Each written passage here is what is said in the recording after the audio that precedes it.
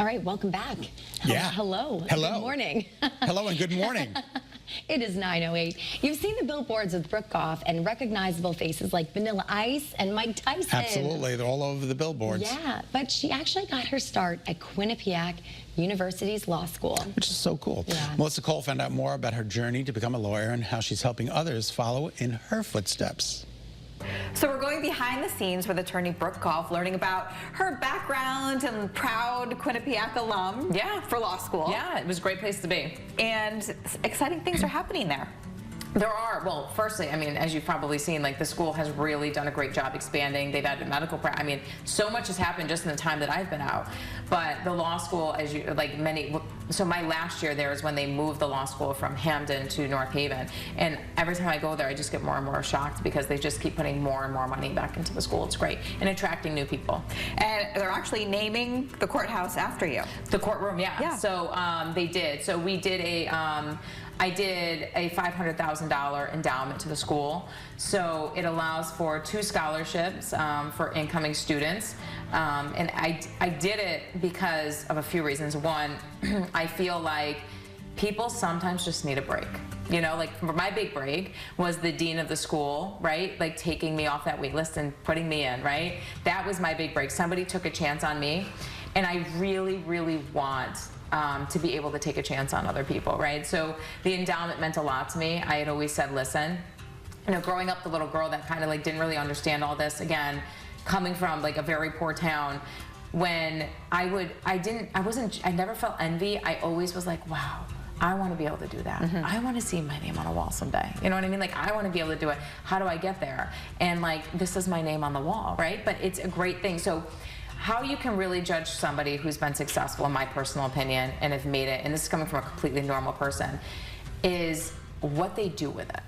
You know, so do they keep it?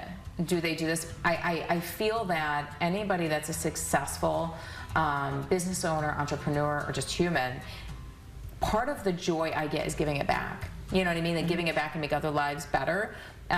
We just did a sponsorship for a foundation, actually, and I was giving a speech at that, and I said in my speech, and something that I always carry with me is that I really want my kids to see how much joy and fulfillment it gives me to give back, and I hope when I'm not here that they can inherit that sense of joy and fulfillment with, you know, with the whole process of giving back. I think that, you know, for the school, there's a lot of women that are very underrepresented in the law. It's getting better, I will say. Yeah, do you still feel like that now as a lawyer? There are. And the problem is, like, women are also like, and again, do whatever you want to do, but you're not seeing women litigate in cases. You're not.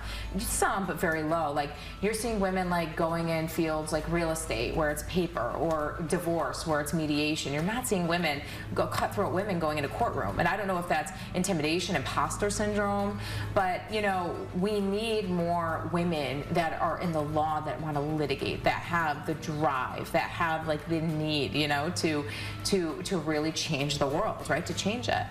Also, you know, LGBTQ members, so out of the 1.6 million plus active lawyers in the U.S., there's a little more than 4,000 LGBTQ active lawyers. I mean, can you even get a percentage from that? Yeah, that's I don't even think that's a percentage. Right. And you wonder, is it because they're intimidated? Is it because they don't have the resources? Is it because they don't know how to do it, how to start? You know, a lot of people, unfortunately, are so ashamed for who they are, especially when they are part of this LGBTQ, you know. And the reason why I've come forward, and yes, I've talked with my life. Yes, I'm married to a woman. Yes, I've always been a gay female, right? I feel like me being out with that and telling my story allows other members of the community to see, wow, I can have a family, I can have a house, I can own a business. Holy cow, she's just normal. She could be like everybody else, right? She's a person. And I feel that the endowment, which, you know, obviously will look to women and will look to LGBTQ, will look at a bunch of different things as well. I feel like that's a really good opportunity to try to bring more of those people in. People that get the scholarship will be, I will be meeting them there, and I'll be taking them to the bookstore and buying their first year books. Wow. And some swag. yeah, because again, So you're really going to be part of it. It's not just here's some money. You're actually going to be part of this whole process. The big thing for me is I feel like all I needed is just a little bit of guidance. And I never had it. The dean gave it to me to some degree. I had to figure it all out for myself. Just because I had a hard time doesn't mean everybody else has to. I feel like with women, especially professional women that are of an older generation, they're not super helpful. Not all, but not super helpful. And they're like, I did it, so can you. No, you did it and you paved the way, but that doesn't mean you don't make it easier for everybody else. Right. Like, do we want minimal numbers or do we want large numbers of women that are successful corporate powerhouses? You know, if a woman can be a CEO of her household, how could she not? I mean, that's the hardest job. How can you not be the CEO of a business, right?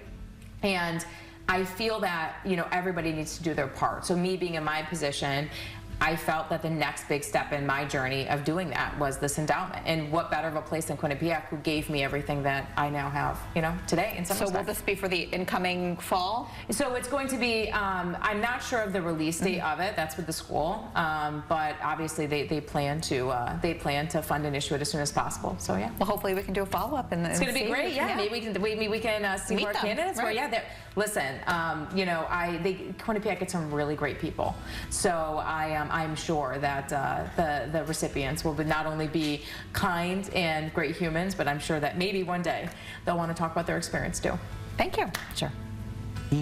And you can get more information about Goff Law and founding attorney Brook Goff on Facebook, Instagram, or TikTok. Check it out. You can also check out gofflawgroup.net. Marcy, take it away.